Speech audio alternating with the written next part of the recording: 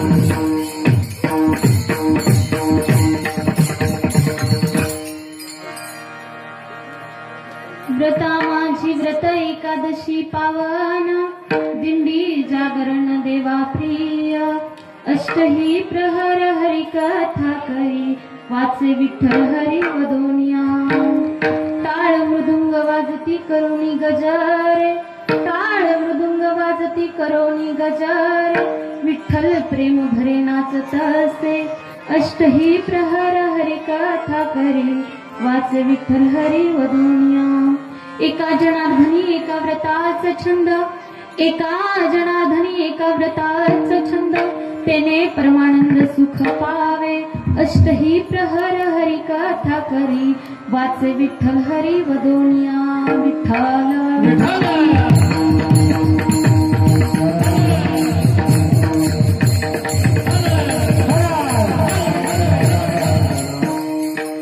महायोग पीठेत ते भीमरथ्यं वरं कुंडलिकाय धातु समागत कृष्णं परमानन्दं परब्रह्मलिंगं भजे पाण्डवं पांडुरंगा करू प्रथम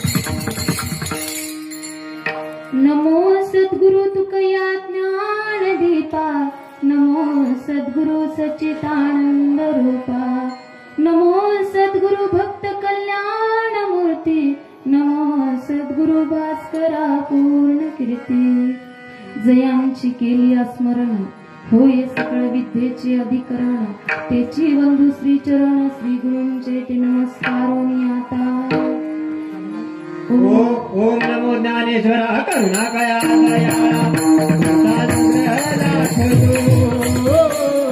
पावन झालो ओम नमो ज्ञानेश्वरा करुणाकया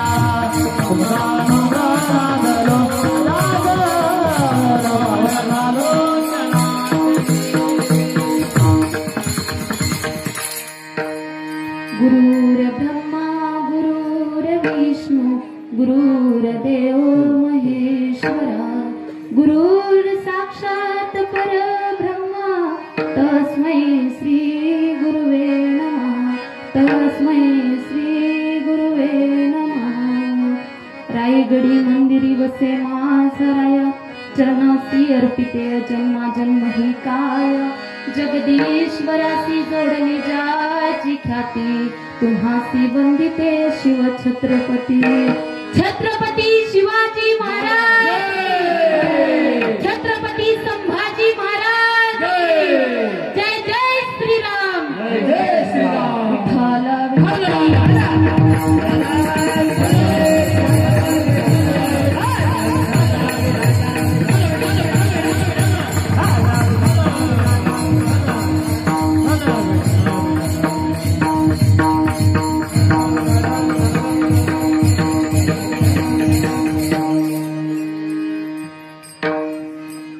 प्रस्तुत प्राप्त प्रसंगी प्राप्त स्थळी कीर्तन रूपी सेवेकरिता घेतलेला अभंग हा शांती ब्रह्म पैठण निवासी संत एकनाथ महाराज यांचा एकादशीचं महत्व सांगणारा आणि मनुष्य जीवाने एकादशी कशी करायची ह्याचं वर्णन करणारा अभंग, सर्वांच्या पाठांतरातला सर्वांच्या परिचयातला असणारा अभंग मी आज सेवेकरिता घेतलेला आहे. विठ्ठल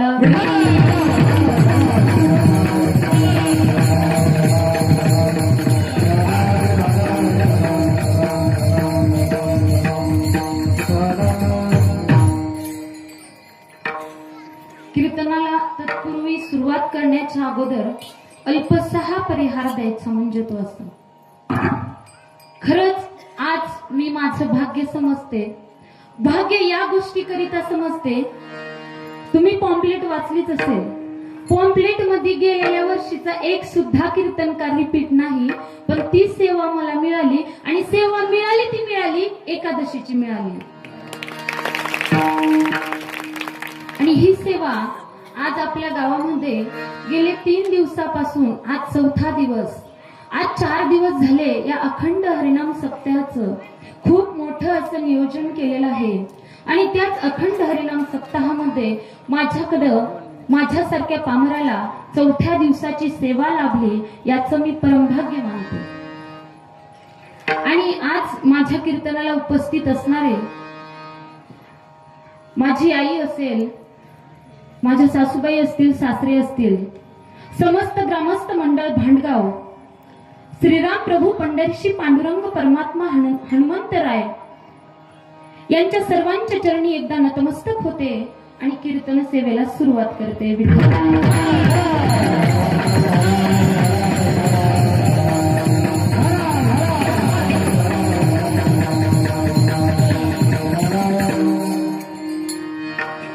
सांगायचं जर झालं, पोरांना होती मध्ये कुठला तरी आरचीचा परशाचा पिक्चर निघाला, त्याचं नाव काय रे? बोला बोला पटकन सांगा, वेळ कमी. सैराट ना? मग आजची एकादशी कुठली रे? आजच्या एकादशीचं नाव काय आहे? Very good. ह्या पोरांसाठी जोरदार टाळ्या झाल्या पाहिजे. आज सुंदर अशा प्रकारे कामदा एकादशी आणि या एकादशीच्या निमित्ताने खर तर माझी आजची सेवा ही पंढरपूरला होती. पण ज्या वेळेस मला फोन आला की ताई तुमचं कीर्तन 29 तारखेला एकादशीचा दिवस ठरवायचा आहे किंवा आम्ही ठरवलाच आहे, आता तारीख शिल्लक नाही, मग त्यावेळेस मी पंढरपूरचं कीर्तन दुसऱ्याला दिलं आणि म्हणलं आपल्या गावातली एवढ्या मोठ्या दिवसाची सेवा जर आपल्याकडे येत असेल तर आपलं याच्यापेक्षा कुठलंच मोठं भाग्य नाही. विठ्ठल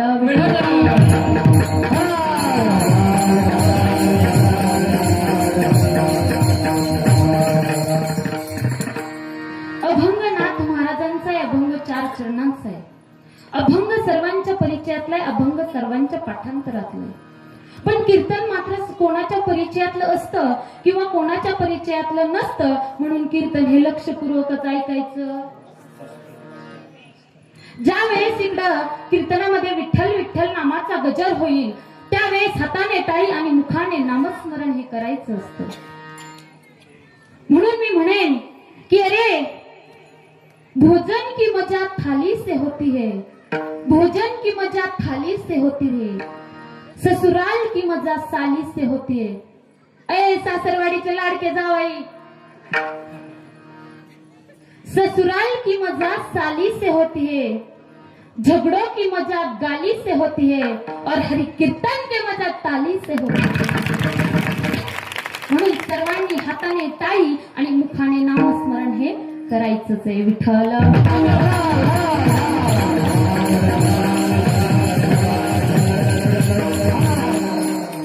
कीर्तनाला तत्पूर्वी सुरुवात करण्याच्या अगोदर सर्वांची माफी मागून माझी एक विनंती आहे.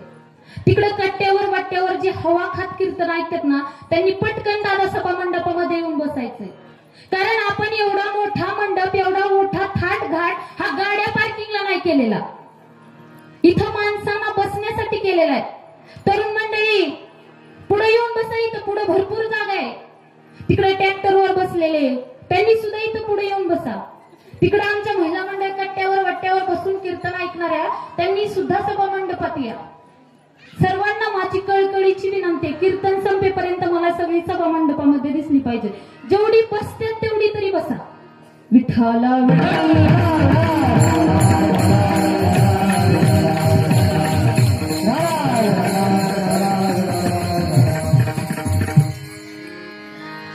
आपल्या या भांडगाव नगरीमध्ये मला वाटतं गेली 7 वर्ष झालं अखंड हरिनाम सप्ताहाचं आयोजन आहे। मधी काही कारणास्तव बंद पडला, पण गेलेल्या वर्षीपासून आपण हा थाटामाटात हा अखंड हरिनाम सप्ताह साजरे करतो। आता मला सांगा, आयोजकही इथं आहेत आणि नियोजक सुद्धा इथं आहेत। मग मला सांगा, अखंड हरिनाम सप्ताह करायचा कशासाठी आणि अखंड हरिनाम सप्ताह म्हणजे काय? कोण सांगाल उत्तर याचं? जो कोणी या प्रश्नाचं उत्तर सांगाल ती पक्वाजवर नोट देते ना, 500। जो कोणी या प्रश्नाचं उत्तर सांगेल त्याला पक्वाजावरची 500 रुपयाची नोट दिली जाईल। का? आमच्या मृदुंगाचार्य दत्ता महाराज सोनवणे त्यांना काही कामं नाहीत का घरी? का गायनाचार्य असतील त्यांना घरी कामं नाहीत? का पेटी मास्तरला शेतातली कामं नाहीत? होय बापू, आहेत ना कामं? आमचे व्यासपीठ चालक असतील त्यांना कामं नाहीत का? मग मला सांगा ना, आपण हा अखंड हरिनाम सप्ताह करतो कशासाठी? हा अखंड हरिनाम सप्ताह करतो कशासाठी याचं 2 मिनिटात मी सांगणार आहे। त्यांनी सगळ्यांनी लक्षपूर्वक ऐकायचं। या भरकटत चाललेल्या समाजाला कुठंतरी योग्य दिशा मिळावी, समाजामध्ये कुठंतरी परिवर्तन व्हावं, समाजामध्ये कुठंतरी विठ्ठलाचं नामस्मरण यावं। आणि खरंच अशा गोष्टी तुम्ही आज डोळ्यांनी बघताय आणि अनुभवताय। तर कुठल्या गोष्टी अनुभवताय? आज जन्मताच पोराला मोबाईल लागतोय, आज 9वी 10वीचं पोरग सिगरेट ओढतंय, तंबाखू चोळतंय, आज 11वी 12वीचं पोरग बियर पितंय, 15वीचं पोरग दारू पिऊन रस्त्यावर लोळतंय। आणि या स्थितीला, या परिस्थितीला जर कुठं तर बदलवायचं असेल तर अखंड हरिनाम सप्ताह करणं गरजेचं आहे। या अखंड हरिनाम सप्ताहाने कुठंतरी समाजामध्ये, कुठंतरी तरुण पिढीमध्ये देवाचं नामस्मरण येईल। आज ती पोरं इथं फुगडी खेळायला आली नाहीत, पण ती आज लांबून का होईना पण बघतात। आणि अखंड हरिनाम सप्ताहाचं नियोजन खरं अशा ठिकाणी अशा कारणास्तव केलं जातं आणि समाजामध्ये कुठंतरी विठ्ठलाचं नामस्मरण यावं। आणि मी तर म्हणेन, ज्याच्या मुखात विठ्ठलाचं नाव आहे तो पोरगा वाया कधीच जाणार नाही, हा प्रतीक्षाचा शब्द आहे। आता महाराज, हे झालं पहिलं कारण। दुसरं कारण आहे का? आज जर आपण समाजामध्ये बघायला गेलं तर आज समाजामध्ये विश्वास हा राहिला नाही। असं म्हणतात, विश्वास हा पानिपतच्या लढाईतच गेला। आज भाऊ भावाचा राहिला नाही, लेक बापाचा राहिला नाही। आणि अत्यंत विधारक उदाहरण जर द्यायचं सांगायचं तर आज 4 वर्षाच्या बाळावर बलात्कार होतात। बोला काय? आणि अशा जर समाजाला कुठंतरी सुधरवायचं असेल, कुठंतरी योग्य मार्ग दाखवायचा असेल तर तुकाराम महाराज सुद्धा म्हणतात, याचसाठी केला होता अट्टहास, शेवटचा दिवस गोड। आणि खरं तर अशा समाजाला खरं तर सुधरवण्यासाठी आपण हा मोठा अट्टहास करतो। आज आपण बघतो, आपण जर रस्त्याने चाललं तर महाराज अशी 10-10 फुटावर तरुण पोरं दारू पिऊन लोळलेली दिसतात। लांबची गोष्ट नाही, पहिल्याच दिवसाची कीर्तन सेवा आपल्या गावामध्ये झाली आणि कीर्तन संपल्यावर आम्ही बार्शीला जात होतो। वेळ 12 ते 12:30 वाजले होते। महाराज 12:30 वाजता एक तरुण, एक मला वाटतं 25 ते 30 वयाचा असेल तो पोरगा, 25 ते 30 वयाचा तरुण पोरगा गाडी रोडला लावून तिथं लोळत होता, दारू पिऊन लोळत होता। आणि आज जर एखाद्या आईच्या पोटचा गोळा जर बाहेर गेला तर ती आई असं रस्त्याकडे नजर लावून बघते, पोरग झुलत डुलत येतंय की काय। आणि अशा स्थितीला सुधरवण्यासाठी आपण हा अखंड हरिनाम सप्ताहाचा घाट घालत असतो। आणि जसं आपण उत्सुकतेने एवढी वर्ष झालं आपण करतोय, तसंच अजून पुढं पुढं पुढं पुढं पुढं पुढं जाऊन आपल्याला हा अखंड हरिनाम सप्ताह करायचा आहे। आणि हे करणं अत्यंत गरजेचं आहे। आज त्या मुली उभ्या आहेत, त्यांच्याकरिता जोरदार टाळ्या झाल्या पाहिजे। ह्या ज्या 4 मुली उभ्या पोरी कीर्तनकार आहेत आणि या पोरी जर कीर्तनकार झाल्या तर आपल्याला या अखंड हरिनाम सप्ताहाचं फळ मिळाल्याशिवाय राहणार.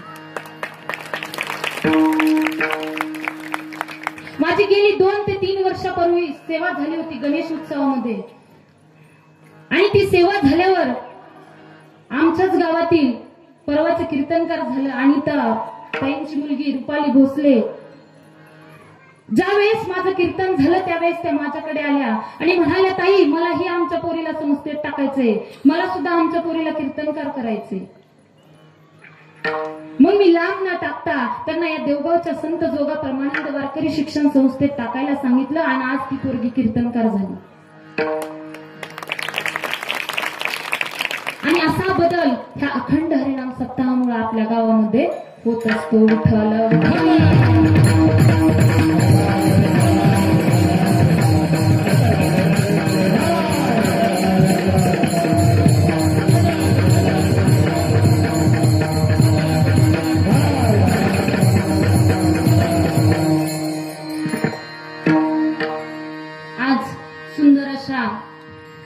कामदा एकादशी निमित्त घेतलेला अभंग शांती ब्रह्म एकनाथ महाराज आणि त्यांच्याच अभंगातलं पहिलं चरण. व्रत माझी व्रत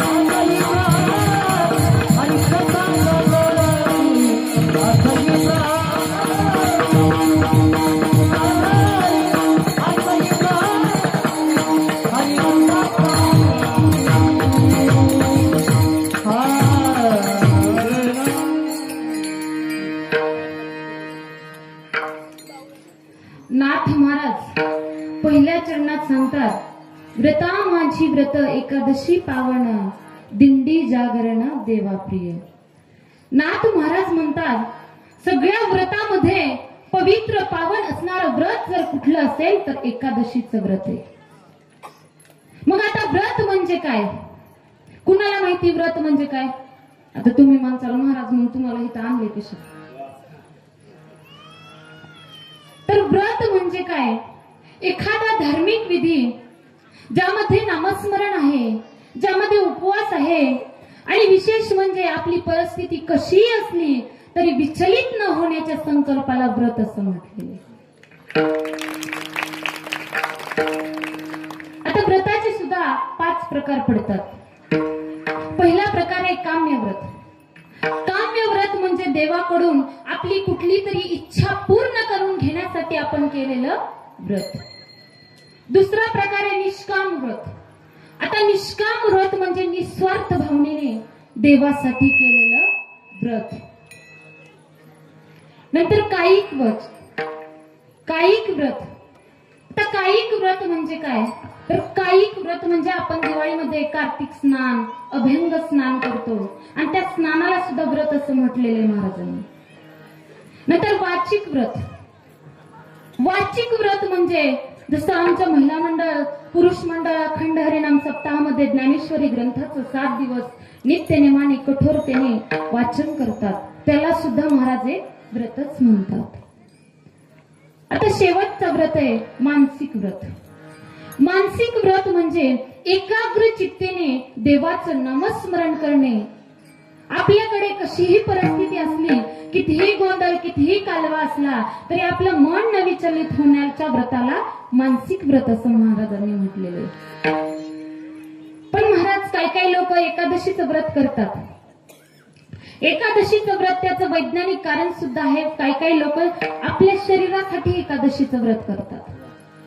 मग शरीरासाठी कशासाठी करतात आणि काय करतात? तर एकादशीचं व्रत म्हणजे ते निरंकार एकादशी करतात. आज आपल्या गावात कोणी धरली हो निरंकार एकादशी? कोणी धरली? शाबू खाऊन धरली. मी निरंकार म्हणते हो. निरंकार व्रत काही लोक निरंकार उपवास करतात.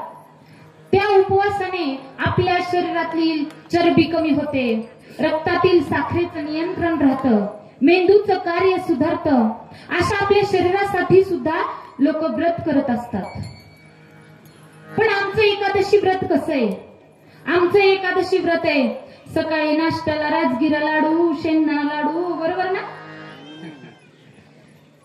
दुपारी दही, शाबू वडा, संध्याकाळी भगरीचा भात, बटाट्याची आमटी. आमची तर महाराज सप्त्यात लय मजा आहे. सकाळी यायचं, नाश्ता करायचं, दुपारी यायचं, जेवायचं, पुन्हा संध्याकाळी यायचं. हरिपाठाला तेवढं फुगडीला लोक जमतात बर का. हरिपाठ झाला की जेवायचं आणि जेवण केलं की जाऊन घरी झोपायचं. तिकडे कीर्तनकार येऊ नाहीतर नाही येऊ, कसलं कीर्तन करू कसलं नाही करू, काहीच घेणं देणं नसतं. काही लोक आता आपल्या गावात सुद्धा बघा ना, कुठेतरी वट्ट्यावर कट्ट्यावर हातरून टाकून निवांत हवेला झोपून कीर्तन ऐकत असतात. महाराज कीर्तन करणं सुद्धा सोपं नाही बरं का.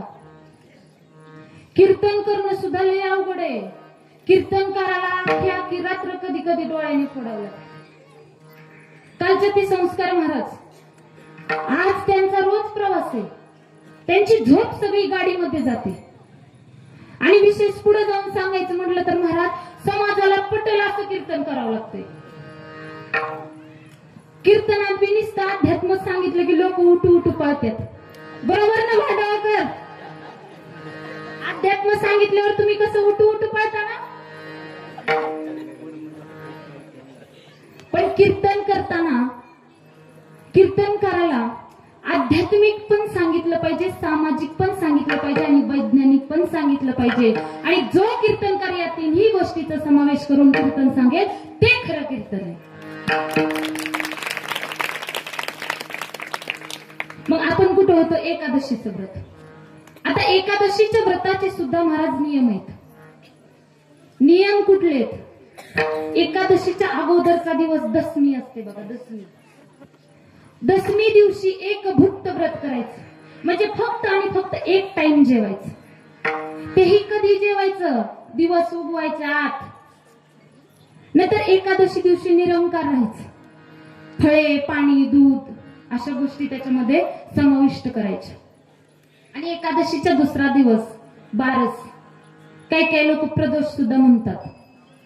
आणि त्या दिवशी सुद्धा एक भुक्त व्रत करायचं. त्या दिवशी सुद्धा एक टाइमच जेवायचं आणि ते जेवायचं तेही दिवस उगवायच्या आत जेवायचं. पण आता कसं झालंय? आजची माणसं बदललेत आणि माणसं बदलल्यात म्हणून व्रताचा प्रकार सुद्धा बदलला. पण नाथ महाराज काय म्हणतात? तुम्ही बदललात, तुम्ही व्रत करा. तुम्हाला 4 टाइम का शाबू खायना, पण व्रत करा आणि व्रतात व्रत एकादशीचं करा. जसं की नामदेव महाराजांनी एकादशीचं व्रत केलं. व्रत एकादशी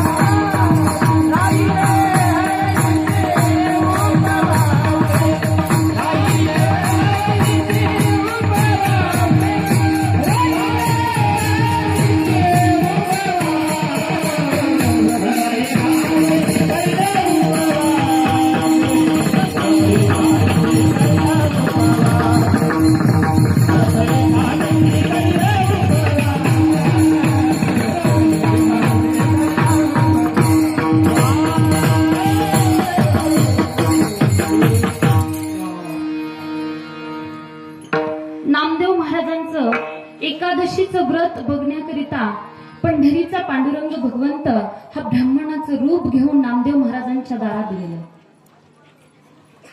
नामदेव महाराजांच्या दारात गेल्यावर महाराजांना म्हणू लागला, भिक्षा द्या, भिक्षा द्या. त्यावेळेस नामदेव महाराजांनी ब्राह्मणाला सांगितलं, आज एकादशीचा दिवस आहे, आज आमच्या घरामध्ये चूलच पेटत नाही. व्रत एकादशी करीन उपवासी, आमच्या घरामध्ये चूलच पेटत नाही. त्यावेळेस तो ब्राह्मण म्हणाला, अरे नामा, मी 10 दिवस झालं उपाशी आहे रे, मला खूप भूक लागली रे नामा. त्यावेळेस नामदेव महाराजांनी सांगितलं, देवा तुम्ही आज एकादशी आहे, उद्या पारणे आणि पारण्याचं कीर्तन असतं, कीर्तन संपलं की तुम्हाला जेवू घालतो, पण तुम्हाला आज काय मी जेवायला वाढणार नाही. त्यावेळेस तो ब्राह्मण नामदेव महाराजांना म्हणाला, अरे माझा जीव चाललाय रे. मग जीव चाललाय म्हटल्यावर त्या ब्राह्मणातला हातापायाला कापरं आलं, म्हणजे आपल्या भाषेत थेट आलं. हातापायाला थेट आलं आणि तो ब्राह्मण पटकन खाली बसला. त्यावेळेस तो ब्राह्मण म्हणायला लागला, अरे नामा, माझा जीव चाललाय रे नामा. त्यावेळेस नामदेव महाराजांनी ब्राह्मणाला सांगितलं, अरे जीव गेला तरी चालेल, तुझा जीव गेला तर मी तुझा 10वा घालेन, पण तुला आज जीव घालणार, आज तुला मी जेवायलाच देणार नाही. मग नामदेव महाराजांच्या दारामध्ये ब्राह्मणाचा प्राण गेला. आता तो ब्राह्मण म्हणजे काय ब्राह्मण नव्हता.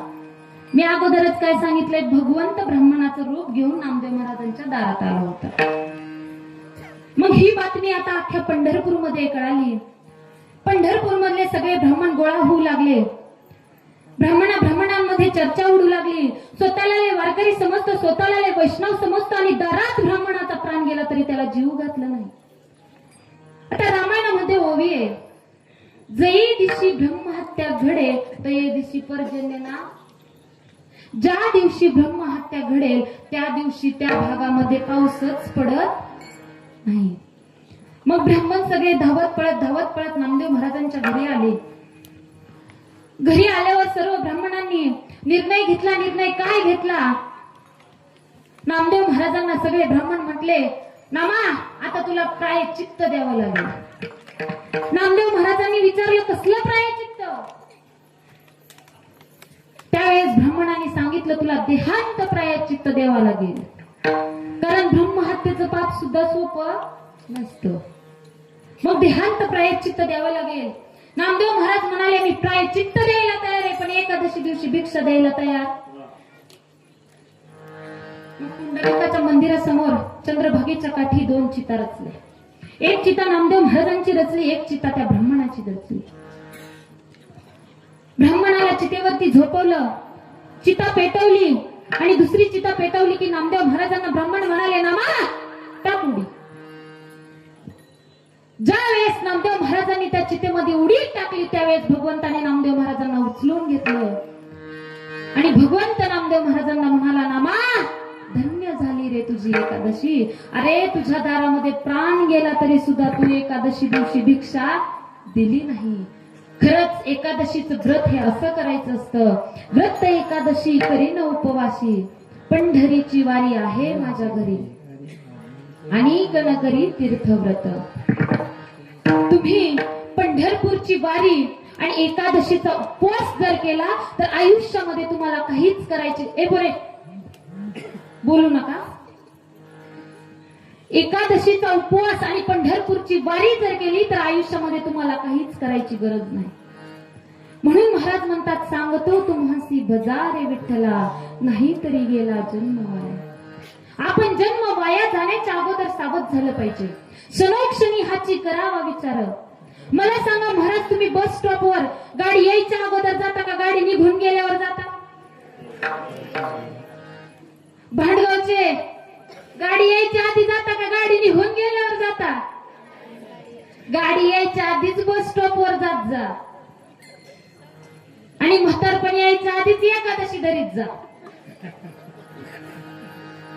कारण असंच माझ्या आयुष्यातला 2 मिनिटाचा प्रसंग तुम्हाला सांगते. आता लहानपणी महाराज दिदीनं मला शाबू लय आवडायचं. आता त्या शाबूकडे बघू सुद्धा वाटत.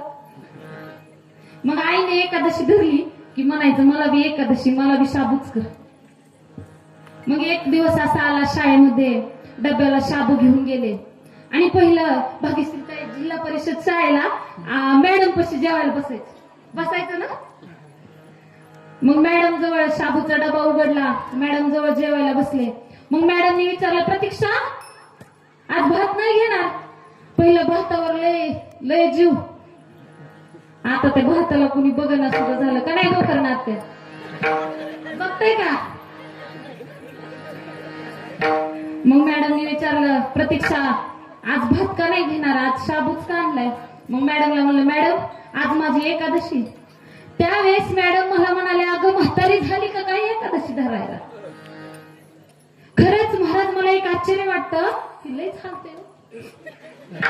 मला आश्चर्य वाटतं, आपण पंढरपूरची वारी म्हणलं की पंढरपूरच्या वारीमध्ये 90% म्हातारी 10% तरुण असतात आणि 10% तरुण जर कुठले असतात तर ह्या वारकरी संप्रदायातल्या मुलींसारखे तरुण असतात. मग तसंच एकादशीचा उपवास तरी म्हणलं तरी 99% म्हातारी लोक धरतात आणि 1% फक्त तरुण लोक धरतात.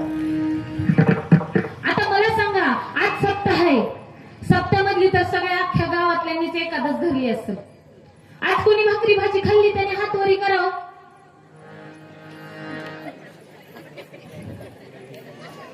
कुणी खाल्ली? बरं सप्त्यातलं जाऊ द्या, सप्त्यातली तर आपण सगळ्यांनीच एकादशी धरतो.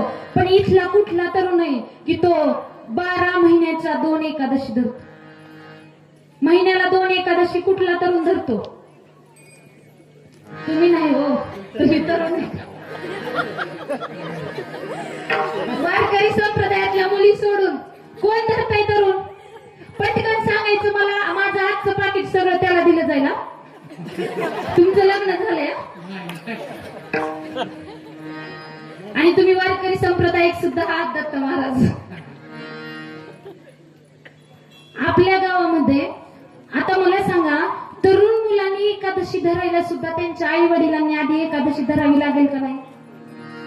आधी आई वडील एकादशी धरतील, मग नंतर त्यांची मुलं सुद्धा धरतील. आमची आई एकादशी धरायची म्हणून मी एकादशी करायला चालू केली. जसं की आपण महाराजांचं प्रमाण आहे, आपुलिया हिता जो असे जागता, धन्य माता पिता तयाची. कुळी कन्या पुत्र होती तयाचा.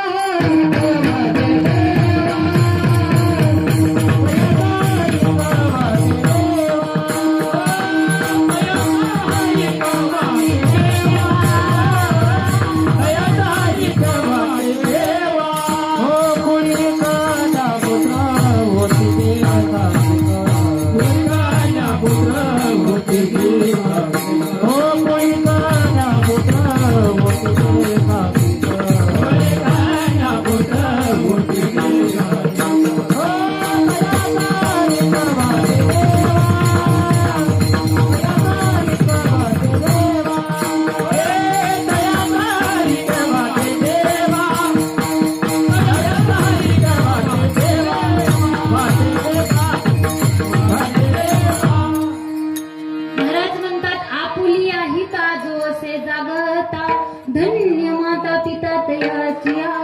कुळी कन्या पुत्र होती जे सात्विक तयाचा हरीख वाटे देवा. आता मला सांगायचंय, आता इथे एखादा मुलगा उठला आणि त्याच्या आईकडे गेला आणि आईला म्हणाला, आई ए आई, मला बी या प्रतीक्षाताई सारखी गळ्यामध्ये पवित्र अशी तुळशीची माळ घालायची आहे आणि मला ही या प्रतीक्षाताई सारखं कीर्तन करायचंय. त्यावेळेस महाराज त्याची आई काय म्हणते बघा. त्याची आई म्हणते, अरे बाळा तुझं खायचं वय तर घे ना खाऊन. आई काय म्हणते, बाळा तुझं खायचं वय तर घे ना खाऊन. पण त्या आईला महाराज मुळीच धन्यता देत नाहीत. त्या जागी जर त्याची आई म्हणाली असती की बाळा आपल्या गावामध्ये काहीच दिवसामध्ये सामनगावचे गुरु परंपरेतले असणारे धर्मराज दादा सामनगावकर यांचं सुंदर असं काल्याचं कीर्तन होणार आहे आणि त्यांच्या हातून तुला गळ्यामध्ये पवित्र अशी तुळशीची माळ घालते आणि येत्या जून महिन्यामध्ये तुला वारकरी शिक्षण संस्थेत टाकते. त्याच आईला तुकाराम महाराज धन्यवाद देतात. पण आम्हाला आमच्या महिलांना महाराज, आत्ताच्या महिलांना संस्कार करणं म्हणजे काय तेच माहित नाही. आत्ताच्या महिलांना फक्त Android mobile, Instagram, WhatsApp, Facebook असलं की बस. घरातली काम आवरायची, नुगवरी ढकलीत चालायचं. बरोबर ना महिला मंडळ?